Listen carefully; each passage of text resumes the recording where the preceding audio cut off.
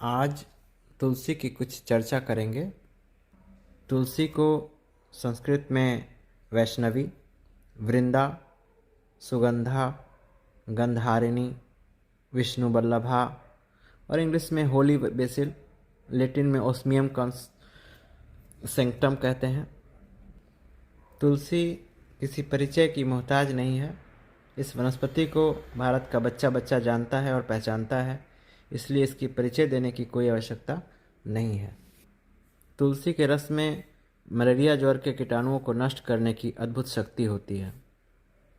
Sir George would ने 29 अप्रैल 1904 के times में लिखा था कि मुंबई में जब विक्टोरिया गार्डन और एल्बर्ट अजायब घर खोले गए, तब जो आदमी को वहाँ काम करने के लिए लगाया गया था वे मलेरिया ज्वर से पीड़ित होने लगे और मच्छरों के डर से काम छोड़कर भागने लगे।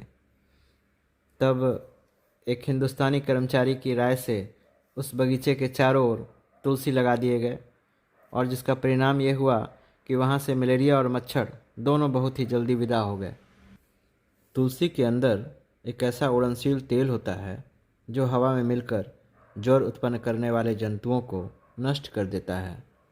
इस अमृत समान पौधे को अपने आंगन या बालकोनी या छत या जिसके पास जगह है वो ज़्यादा से ज़्यादा मात्रा में इसे लगाकर इसकी शक्ति हवा में मिलकर बहुत से रोगों को आपसे भगाएगी और आपकी रक्षा करेगी। पवित्रता में गंगा से तुलसी का स्थान ऊंचा है। गंगा भले ही उफन कर गंगा गांव नगर को बहा ले जाए, लेकिन तुलसी तो तुलसी है। इसका एक नाम वृंदा भी है, जिसका मतलब विद्युत शक्ति है। इसी कारण लोग इसका माला गले में या हाथ में पहनते हैं, जिससे उनका स्वास्थ्य और स्नायु शक्ति बढ़ती है और अच्छी होती है। जिस तरह से रुद्राक्ष को पहनते हैं तो हृदय की रक्षा होती है, उसी प्रकार से तुलसी से भी हृदय की रक्षा होती है और पवित्रता की बढ़ोतरी होती है।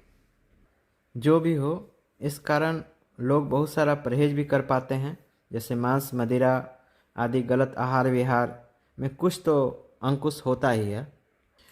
आंतों की शुद्धि के लिए तुलसी में अपार शक्ति है। टीबी यानी राग यक्ष्मा के कीटाणुओं को ये नष्ट कर देता है। तुलसी जीवित शरीर को तो सुरक्षित रखता ही है, शव को भी तुलसी के विपट के पास रखने की जो प्रथा है, उसका वैज्ञानिक रहस्य यही है कि शव देर तक सुरक्षित रहता है और मृत शरीर की गंध तुलसी की गंध में दबी रहती है। आयुर्वेद में इसके और भी कुछ विशेष नाम हैं जो इसके गुणों का चित्रण करती हैं। किसी भी औषधि या देवी देवता भगवान का नाम कई रखना होता है कि उनके गुण आदि का चित्रण किया जा सके। जैसे कायस्था, क्योंकि यह काया को स्थिर रखती है। इसका एक नाम है त्रिवा, क्योंकि यह तीव्रता से असर करती है। एक नाम है देवदुदुम्भी, इसमें देव गुणों का निवास है। पावनी भी इसे कहते हैं, जिसका मतलब है मन, वाणी और कर्म से पवित्र करती है। सरला, हर कोई इसे आसानी से प्राप्त कर सकता है। सुभगा, महिलाओं के यौवनांग को निर्मल और पुष्ट बनाती है। सुरसा, अपने सुंदर रस से ग्रंथियों को सचेत करती है। यह शोभा, सुगंधि और पवित्रता के प्रतीक है। कहते हैं, मैं तुलसी तेरे आंगन की। एक कहावत है कि तुलसी के पत्ता कवन छोट कवन बड़, तो तुलसी का पत्ता छोटा हो या बड़ा, एक समान पवित्र माना जाता है। तुलसी का प्रयोग कैसे करें? तुलसी पत्र का सेवन दूध के साथ नहीं करना चाहिए, दोनों विरुद्ध आहार है। इससे चर्म रोग होने का डर होता है। आंतों के अंदर तुलसी का प्रभाव कीटाणुनाशक और वातनाशक होता है। इसके ताज़े रस 1 चम्मच रोज 1 साल तक पीने से कुष्ठ रोग ठीक हो जाता है।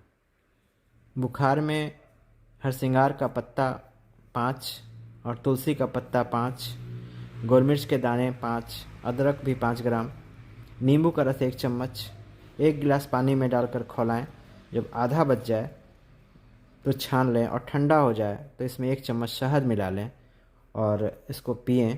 इससे सर्दी, खांसी, बुखार, शरीर का दर्द ठीक होगा। इसको सुबह शाम कम से कम 3 दिन या 5 दिन कर सकते हैं।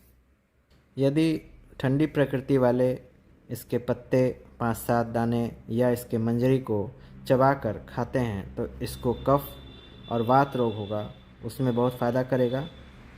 और कहा जाता है कि तुलसी के पत्ते को चबाकर नहीं खाना चाहिए, निगल लेना चाहिए। इसके पीछे ये लॉजिक है कि इसके पत्ते से जो सुगंध निकलता है, जो उड़नसील तेल निकलता है, उसी में गुण होता है और चबाकर खाने से इसके उस गुण को नष्ट करता है और हरियाणा हो जाता है। इसलिए जिसको इसके गंध से फ़ायदा लेना है उन्हें इसे निगलना चाहिए। चबाने से इसके गुण को कम कर देता है, जिससे आंतों और फेफड़ों के कीटाणुओं को मार भगाने की क्षमता कम हो जाती है। बाकी रोगों में इसके सोरस का सेवन कर सकते हैं या चबा कर खा सकते हैं। चबा के खाने से कोई दांत नहीं टूटता है, ये सब ऐसे ही बात है। और मुंह में देर तक रखने से मुंह की दुर्गंधी दूर होती है, कंठ शुद्ध होता है। कंठ शुद्ध होकर के आवाज़ अच्छी हो जाती है। लेकिन तुरंत पानी ना पिएं और कुछ बोलें नहीं। तुलसी दूध के साथ प्रयोग नहीं करें और तुलसी को मांसाहार के साथ भी प्रयोग ना करें। मांस खाने वाले लोग भी इसका प्रयोग ना करें। क्यों? क्योंकि मांस को ये पचा नहीं सकेगा। मैंने मांस के साथ अगर तुलसी पत्ता रहेगा तो मांस जल्दी पचेगा नहीं, जिससे अनपच होगा, उसके वजह से बहुत सी बीमारी होगी। और जिसका पित्त बढ़ा रहता है उसको नहीं लेना चाहिए। अगर लेना हो तो मिश्री के बिना नहीं लेना चाहिए। बहुत सारे लोग प्रदर के लिए बताते हैं। प्रदर में फ़ायदा नहीं करेगा क्योंकि ये गर्म होता है और प्रदर को बढ़ा सकता है। बहुत से लोग कहते हैं इसमें पारा होता है और कहते हैं कि पारा को दूध के साथ नहीं, पारा दूध के बिना नहीं खाया जाता है। आयुर्वेद में जहाँ भी पारा का ज़रूरत होता है वहाँ दूध के साथ सेवन होता है। ये सब कम जानकारी की वजह से इस तरह की बात फैलाते हैं लोग। इसके गुण को और बढ़ाने के लिए क्या करते हैं कि एक तांबा का बर्तन लेते हैं और उसमें गंगा जल, अब तो गंगा जल शुद्ध नहीं रहता है तो डिस्टिल वाटर डालिए और उसमें 5-7 या 11 पत्ते डाल करके ढक देते हैं। कुछ देर के बाद इसके पानी को थोड़ा थोड़ा प्रसाद के रूप में देते हैं और साथ में थोड़ी मिश्री भी देते हैं ताकि किसी का पित्त प्रकोपित न हो जाए। सप्ताह में रविवार को तुलसी का सेवन एवं उसमें पानी डालना आदि निषेध किया जाता है, क्योंकि रविवार खुद ही पित्त वाला दिन है, गर्म दिन है। रवि यानी सूर्य, तो सूर्य का दिन और तुलसी भी गर्म, अधिक गर्मी होगा तो पित्त बढ़ेगा और पित्त की वजह से आपको दिक्कत होगी। रोज़ तुलसी में पानी देते हैं तो एक दिन छोड़ भी दीजिए, तुलसी के लिए अच्छा होगा।